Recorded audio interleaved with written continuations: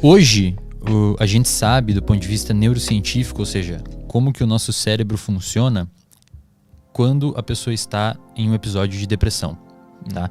E a gente sabe também como que o cérebro de uma pessoa estressada funciona. E hoje a gente descobriu, isso já é muito bem caracterizado na literatura científica, nos artigos científicos, em revistas científicas, que uma pessoa com depressão, ela tem o organismo dela e o cérebro dela reage de forma quimicamente muito semelhante a uma pessoa que está em estresse crônico, ou seja, uma pessoa, não é aquele estresse que você surta, mas é sempre uma preocupação, é sempre uma reatividade emocional às situações do dia a dia, então você fica muito explosivo às vezes, ou você fica muito incomodado com coisas que antes você não ficava.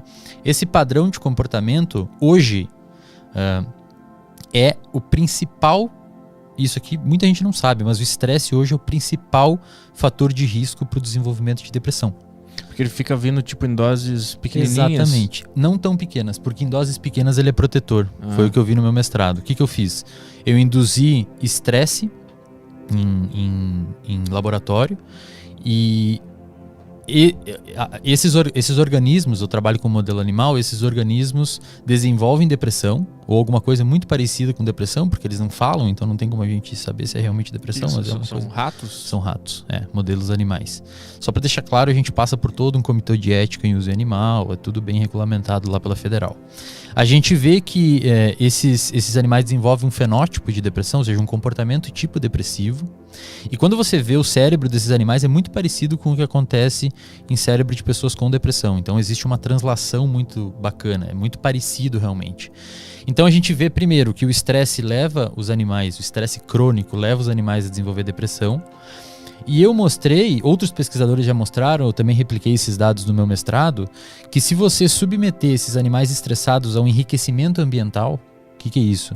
Você oferecer exercício físico para esse animal, você colocar Lego, caixinhas para eles fazerem casinhas, um ambiente um pouco mais enriquecido em estímulos, esse enriquecimento ambiental previne o desenvolvimento de depressão nesses animais. E aí você me pergunta, mas como que previne? O que acontece? É por várias vias. Mas o principal ponto que os pesquisadores argumentam é que quando você oferece um ambiente um pouco mais complexo para um organismo viver, e agora vamos pensar em humanos, tá? Quando você oferece um ambiente um pouco mais complexo para os organismos viverem, eles têm que se adaptar àquele ambiente. O nosso sistema nervoso central ele é basicamente um órgão, o nosso cérebro junto com a nossa medula é basicamente um conjunto de regiões que permitem com que a gente receba estímulos, codifique esses estímulos e emita um comportamento frente a esses estímulos. Então, por exemplo, quando você está fazendo uma piada, você é humorista, quando você está fazendo uma piada no stand-up, você está praticando aquilo e você está recebendo de volta um feedback se está funcionando ou não. Se está funcionando, você pode começar a investir mais naquele trajeto da sua piada, porque a galera está te dando um feedback positivo. Quando você está tocando violão, você erra uma nota, o seu ouvido escuta isso, interpreta, codifica e você ajusta o controle motor da sua mão para tentar fazer uma nota certa. Tá? Então, você submeter um organismo a um ambiente um pouco mais enriquecido é um pouco estressante, porque você tem que lidar com essas situações. E esse pequeno estresse, em pequenas doses, protege o animal para um estresse futuro. É mais ou menos aquela pessoa que se virou muito na vida, desde cedo, e na idade adulta ela é muito resiliente. Dificilmente alguma coisa abala ela. Então, os pesquisadores chamam isso de inoculação ao estresse. Inoculação é um processo que ocorre, por exemplo, quando você faz uma vacina. Você inocula o vírus e injeta ele em você para que seu corpo não seja afetado pelo vírus. Com o estresse acontece a mesma coisa. Se você se submete a situações pequenas de estresse, desde ali, depois dos, 12, 14 anos, você consegue começar a ficar protegido para os estressores do futuro e o seu organismo meio que consegue ficar mais forte frente a eles. E foi o que eu mostrei. Eu mostrei então que se você protege os animais com pequenas doses de estresse antes, um estressor futuro é incapaz de gerar depressão nesses animais. Mesmo que seja um estresse muito potente? Mesmo que seja um estresse muito potente. Inclusive, quando eu fui publicar meu artigo, foi uma das críticas dos revisores. Quando você vai publicar um artigo científico, você manda para uma revista científica e outras profissionais da área da ciência avaliam o seu artigo e descem o pau nele. Fala isso aqui porque isso, porque isso, porque isso, porque isso. E os caras falaram pra mim isso. Eles falaram, por que você usou um estresse tão grande? E aí eu tive que responder o cara, expliquei pra ele o porquê, fiz toda uma carta-resposta. O artigo foi aceito, tá publicado hoje, depois eu posso deixar aí nos comentários do vídeo. E a gente mostrou então que se você submete ou você enriquece o seu ambiente, a chance de você desenvolver uma depressão por meio do estresse é menor. E isso a gente pode translacionar hoje para a pandemia. A pandemia é um estressor muito grande. Então aquelas pessoas que, por exemplo, já lidaram muito antes com viver sozinhas, que nunca foram tão dependentes de contato social, hoje podem estar protegidas. Tipo assim, eu tenho essa porcaria, eu não sei se é depressão, o que é, eu tenho muita tristeza de vez em quando. Só que eu faço academia, treino, como direitinho. De vez em quando vem essa merda e eu não sei de onde vem. E aí eu começo a parar de treinar. Então eu não sei o que vem primeiro, se é eu parei de treinar e aí a depressão veio, ou a depressão veio e eu parei de treinar. Entendeu? Eu nunca sei onde é que tá a origem do negócio que tá rolando. Você, assim, oscilações emocionais, isso é importante diferenciar, tá? Mas oscilações emocionais são normais. Deixa eu diferenciar para você. Oscilações emocionais, elas podem ocorrer por um estímulo externo ou interno. Por exemplo, você está chegando aqui no estúdio e alguém bate no seu carro. Um estímulo externo. Você fica pistola. Aí você fica bravo, você fica irritado, fica agressivo. Ocorre uma série de liberação de hormônios, uma série de liberação de neurotransmissores no seu cérebro, a gente pode falar depois, que faz você ter uma sensação de irritabilidade e acaba se tornando uma pessoa agressiva naquele momento, com você ou com a pessoa que fez isso. Isso é uma oscilação emocional. Ou seja, a oscilação emocional, e pode ser por um estímulo interno. Você está sentado aqui agora me entrevistando e vê um pensamento, uma coisa que aconteceu na sua vida lá atrás, ou um problema que você tem futuro, e você fica triste, fica borocochô, fica para baixo. Então, uma oscilação emocional é uma oscilação pontual que ocorre devido a um estímulo interno ou externo perceptível. Esse pensamento, só pra gente não avançar ainda, esse pensamento que vem do nada, ele vem do nada? Que porra é essa? A gente chama de pensamentos automáticos ou intrusivos, que são pensamentos que surgem na sua cabeça devido a crenças que você tem. A psicologia cognitiva comportamental, que é a linha teórica que eu trabalho, ela trabalha com a ideia de que o nosso comportamento e as nossas emoções são regidos por crenças centrais, não são limitantes. Crenças limitantes é um termo incorreto. São crenças centrais que a gente desenvolve durante a nossa vida, e a gente não sabe direito aonde a gente desenvolveu e por que a gente desenvolveu, é devido a uma série de construções, de comportamentos que a gente teve. E essas crenças, geralmente a gente não tem muito acesso a elas. A terapia, ela consegue acessar. Às vezes o paciente, ele não manifesta verbalmente a crença. Por exemplo, pacientes com depressão, quando você vai tratar, geralmente tem uma crença de incapacidade ou insuficiência. Ele acredita fortemente que ele é incapaz e insuficiente. E ele acredita em relação a ele, em relação aos outros e em relação ao futuro. Essa tríplice. Essa crença que ele tem, que dificilmente ele verbaliza, eu sou uma pessoa incapaz, eu sou uma pessoa insuficiente. Essa crença, ela gera um padrão de pensamentos automáticos. Então a crença, geralmente ele não tem acesso. A crença, ela se manifesta em pensamentos automáticos.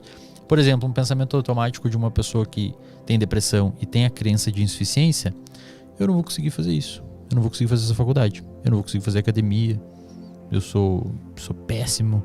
As pessoas não gostam de mim. Eu não vou me dar bem pro futuro. Perceba que todos esses pensamentos têm a ver com a crença.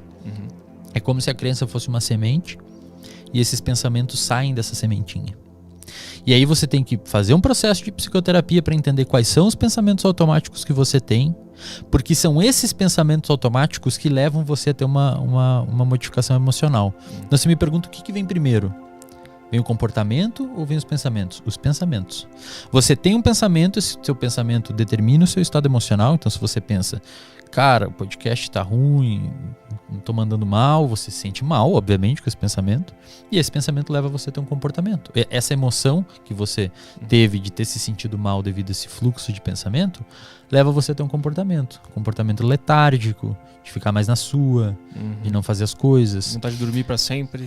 Exatamente. Então, assim, isso, Arthur, se você tem outros fatores de risco, se você é uma pessoa por exemplo, sei lá, usa droga, tem relações interpessoais péssimas e tóxicas, uma pessoa que fica ainda mais alimentando esse tipo de crença que você tem, que você é incapaz e que você não vai conseguir. Realmente, cara, o podcast tá horrível mesmo, acho que é melhor. Cara, você se afunda.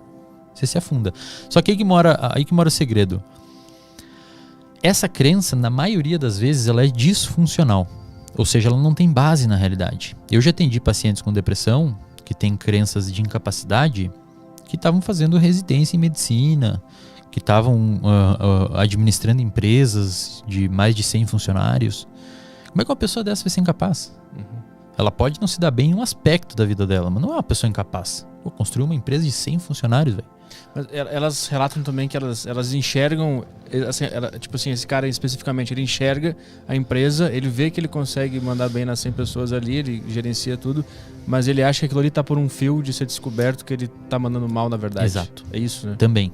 E a crença, ela é uma situação que ela se liga e desliga. Então, na terapia, a gente monitora a atividade da crença. Então você vê que o paciente às vezes está com ele relata, você faz uma educação do paciente, explica para ele, isso que a gente está falando aqui, você explica tudo em terapia para o paciente. Então, tem a crença, você desenha, eu tenho os slides que eu mostro para o paciente e tal, para ele entender essa dinâmica. E você pergunta, hoje você considera que a sua crença está quanto ativa? 80%. E aí você vê que o comportamento da pessoa cai. Aí um dia a pessoa está eufórica, melhora, quanto que está a sua crença? 20% ativa. Quase não está me incomodando. E aí você ensina a pessoa a lidar com aquilo.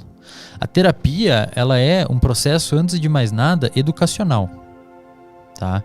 Que deve ser aplicada especialmente em oscilações de humor. E aí, terminando de responder a pergunta lá atrás, oscilações emocionais que ocorrem devido a estímulos internos e externos, bater o carro ou pensar no podcast, pode te deixar ficar mal, pontualmente, depois você melhora. A pessoa me pergunta, Eslen, acordei bravo e fui dormir feliz, sou bipolar? Não, você não é bipolar. Você teve uma alteração emocional que é perfeitamente normal. Anormal seria se você não tivesse essas oscilações emocionais. Você acorda mal, às vezes você acorda mal, você vai dormir mal, fica bem de meio-dia, enfim, qualquer coisa assim. Agora, se essas alterações emocionais ocorrerem e perdurarem no tempo e intensidade, aí é uma alteração de humor.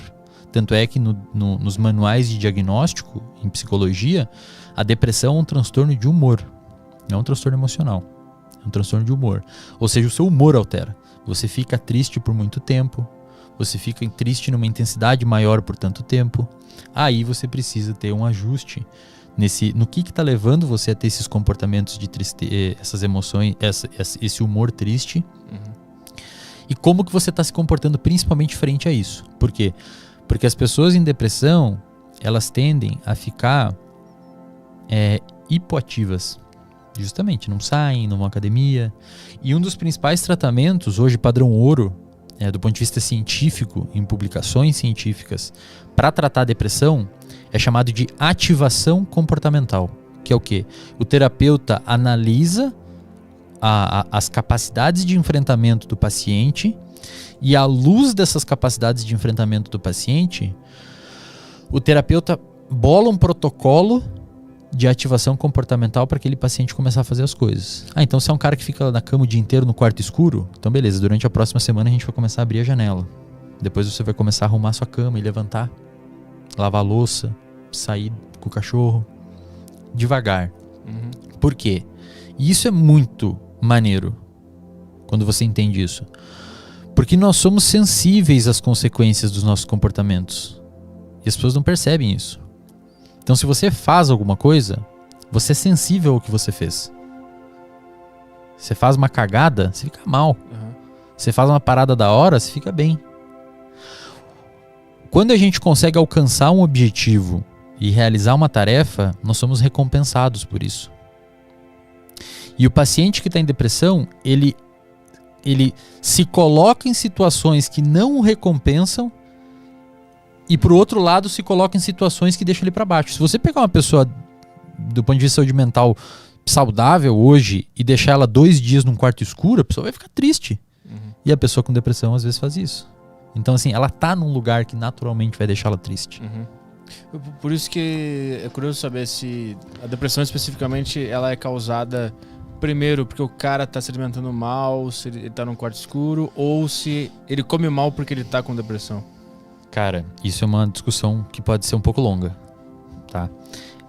A depressão é uma doença multifatorial. Primeiro, antes de mais nada, se você tem um irmão gêmeo que tem depressão, um gêmeo idêntico, do ponto de vista genético, você tem algo aí na ordem de 20% de ter depressão, de desenvolver.